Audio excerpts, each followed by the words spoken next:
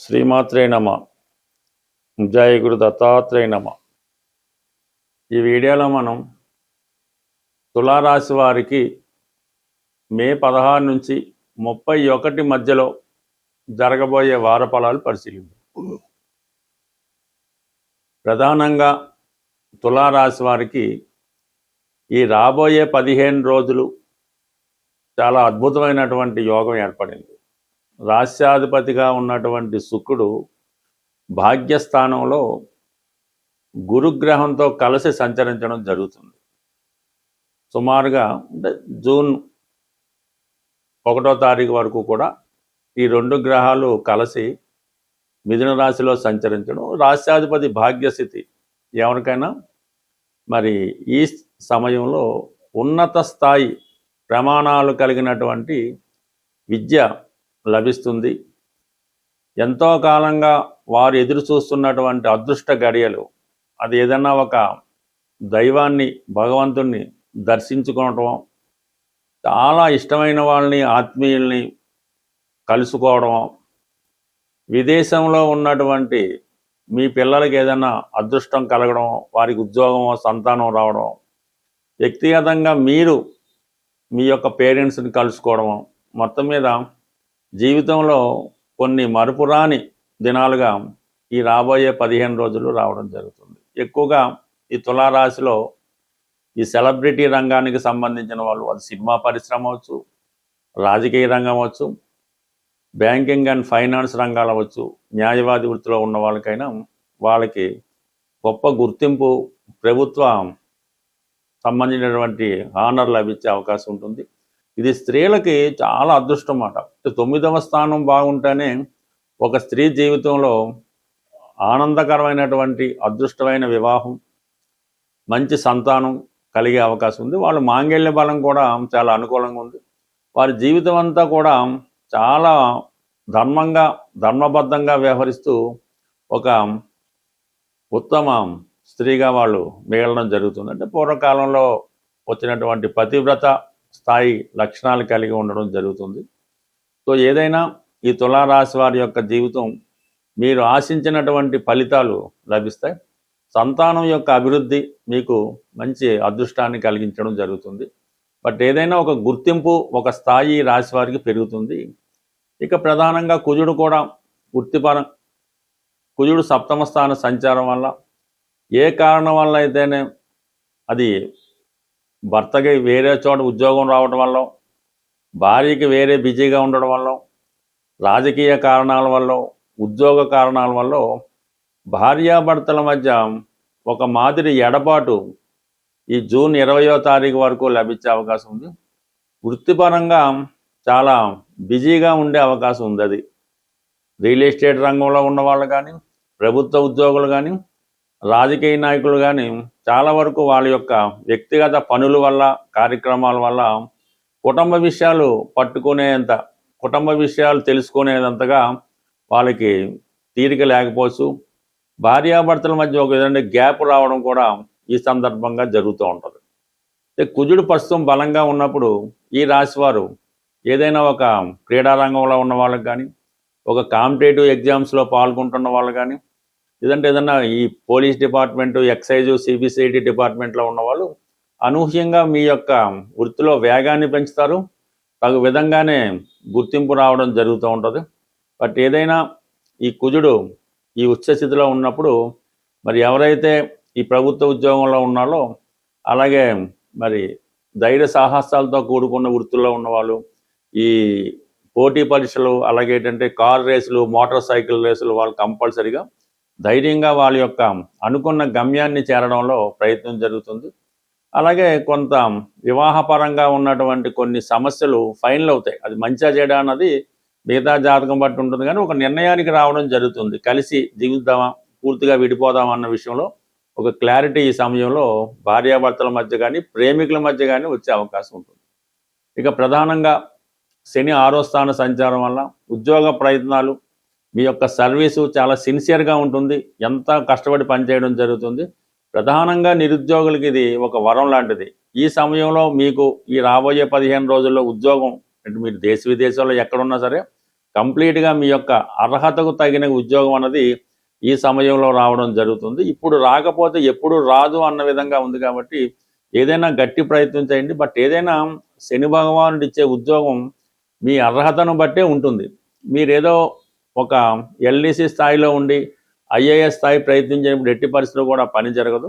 ముందు మీరు ఎల్డీసీ స్థాయిలో చేరిపోతే కంపల్సరీగా మీరు ఐఏఎస్ స్థాయికి వెళ్ళగలుగుతారు. కాబట్టి ముందు ఎవరైతే ఇంకా ఉద్యోగం కొరకు ఎదురు చూస్తున్నారో వాళ్ళు వచ్చిన అవకాశాన్ని ఈవెన్ చిన్న స్థాయి ఉద్యోగం అయినా చేరిపోతే ఇన్ ఫ్యూచర్లో మీరు చాలా మంచి ప్రోగ్రెస్ సాధించే అవకాశం ఉంటుంది. అలాగే ప్రధానంగా లాభస్థానంలో ఉన్నటువంటి కేతువు కొంతమంది మీకు రాంగ్ ఐడియాస్ ఇవ్వడమో చెడు సలహాలు ఇవ్వడమో జరుగుతూ ఉంటుంది. మరి అదే ఆధ్యాత్మిక రంగంలో ఉన్న వాళ్ళకి చాలా అనుకూలంగా మంచి సలహాలు రావడం జరుగుతుంటుంది. బట్ ఏదైనా ఒక గొప్ప నాయకుడు లేదంటే ఒక గొప్ప విద్యావేత్త, ఒక గొప్ప గురువు, ఒక ఆధ్యాత్మికవేత్త మీ జీవితాన్ని మార్చడానికి ప్రయత్నం చేస్తూ ఉంటారు. వారి మాటలు మీరు విన్నప్పుడు ఖచ్చితంగా అది బాగుపడడం జరుగుతుంది. యాజిటీస్గా ఈ షేర్ మార్కెట్ స్పెక్యులేషన్లో నష్టపోయే అవకాశం ఉంది. ప్రేమికుల మధ్య ఎడబాటు తప్పకపోవచ్చు. మీకు అత్యంత ఆత్మీయులుగా ఉన్నటువంటి ఎవరో ఒకరు ఏదో కారణాల వల్ల దూరం అయ్యే సూచనలు ఈ వారంలో ఉన్నాయి. ఈ వీడియోలో మనం కుజదోషం మీద ఉన్న అపోహలు, అపార్థాలు వీటి గురించి తెలుసుకునే ప్రయత్నం చేద్దాం.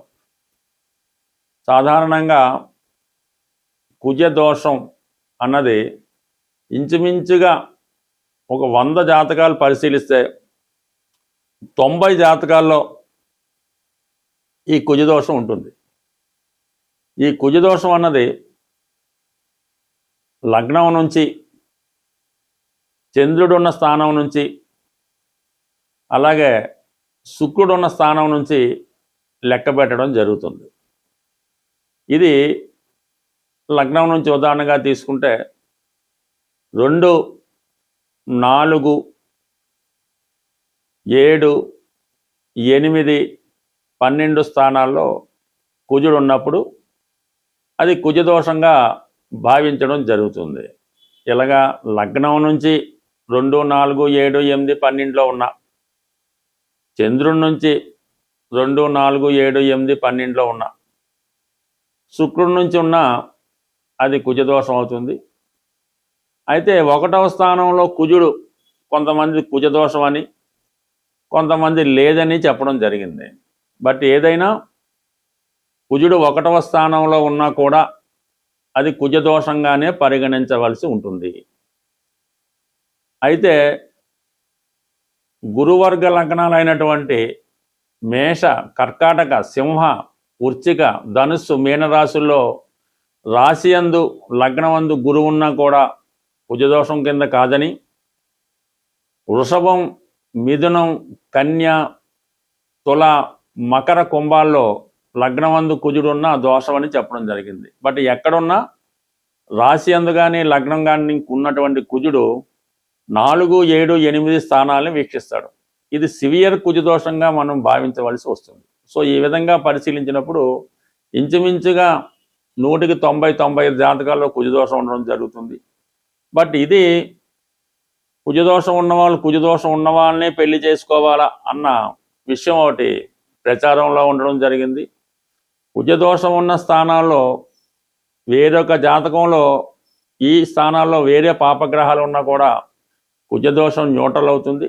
అయితే ఇది వ్యాపార దీక్షతో గాను తెలుసో తెలియకో కొంతమంది చూస్తున్న ప్రతి జాతకంలో కూడా వాళ్ళు ఏదో 10th పాస్ అయింది అమ్మాయి, ఏ కోర్సులో చేర్పించాలి, లేదంటే అమ్మాయి ఇప్పుడే జన్మించింది, ఏ పేరు పెట్టుకోవాలి, లేదా అమ్మాయికి ఏదో కొద్దిగా హెల్త్ బాగాలేదు, ఎలా ఉంటుంది, ఏ జాతకం మన దగ్గరికి అమ్మాయి జాతకం వచ్చినా కూడా అసలు విషయం మానేసి ఈ అమ్మాయి కుజదోషం ఉంది, ఈ కుజదోషం ఉండడం వల్ల పెళ్ళి అవ్వదు, లేదంటే ఇంకొక ప్రాబ్లం అది వస్తుంది, లేదంటే లవ్ అఫేర్ ఉంటుంది, ఈ విధంగా జాతకుడు చెప్పి దాని పరిహారం చేయించడం జరుగుతూ ఉంది.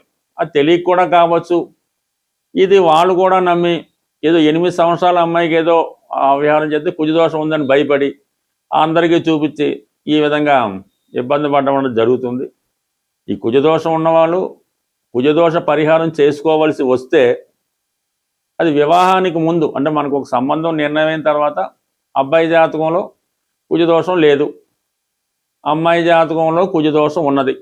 అప్పుడు వాళ్ళిద్దరికీ పెళ్లి చేయాలనుకున్నప్పుడు అమ్మాయికి కుజదోష పరిహారం చేస్తే అప్పుడు ఆ దోష పరిహారం అయి తర్వాత చేసే పెళ్లి అనుకూలంగా ఉంటుంది. కాబట్టి ఆ విధంగా చేసుకుంటే మంచిది తప్ప అసలు ఏ సంబంధం లేకుండా ముందే పరిహారం చేపించారనుకోండి, అప్పుడు మళ్ళీ కుజదోషం లేని అమ్మాయి మళ్ళీ ఎక్కడ మనం ప్రయత్నం చేస్తాం, అది తప్పు. కాబట్టి కుజదోష పరిహారం అన్నది వివాహానికి ముందు చేయవలసినటువంటి క్రియ.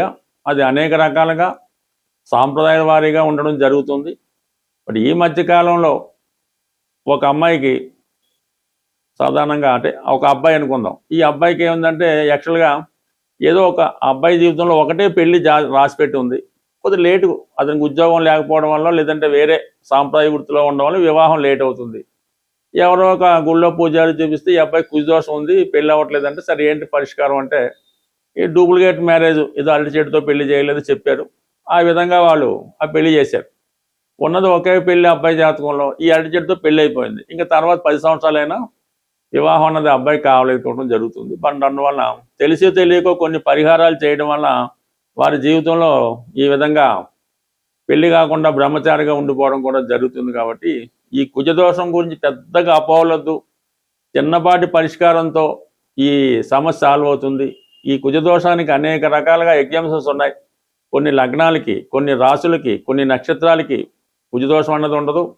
అలాగే కొంత ఏజ్ దాటిన తర్వాత కుజదోషం ఉండదు, గురు దృష్టి ఉంటే కుజదోషం ఉండదు. ఇలాగా కుజదోషం ఒకటైతే 99 రకాలుగా పరిహారం జరుగుతుంది. బట్ ఏదో ముందు జాగ్రత్తగా చేసుకున్నా కూడా అది పెద్దగా ఏమి దానికోసం భయపడి జీవితాలు నాశనం అయిపోయినట్టు ఇబ్బంది పడే పరిస్థితి అయితే లేదు. కేవలం ఇది ఒక అపోహ తప్ప ఇది పెద్ద కొంపలు మునిగిపోయే దోషం అయితే కాదు. బట్ ఇది బ్రతుకు తెరువు కోసం చాలామందికి ఇది ఉపయోగపడుతుంది. అంటే కొంతవరకు బతకొచ్చు, కానీ మరీ అన్యాయంగా బతకకుండా అవతల వాడిని భయభ్రాంతులకు గురి చేసి జీవితాలను నాశనం చేసే విధంగా శాస్త్రం ఉండకూడదనే ఉద్దేశంతో ఈ పరిజ్ఞానాన్ని మీకు అందివ్వడం జరుగుతుంది. బట్ ఇంకా అనేక శాస్త్రం, అనేక డెప్త్ ఉంది. నాకు తెలిసినటువంటి 1% జ్యోతిష్ శాస్త్ర పరిజ్ఞానంతో చెప్పడం జరుగుతుంది. స్వస్తి.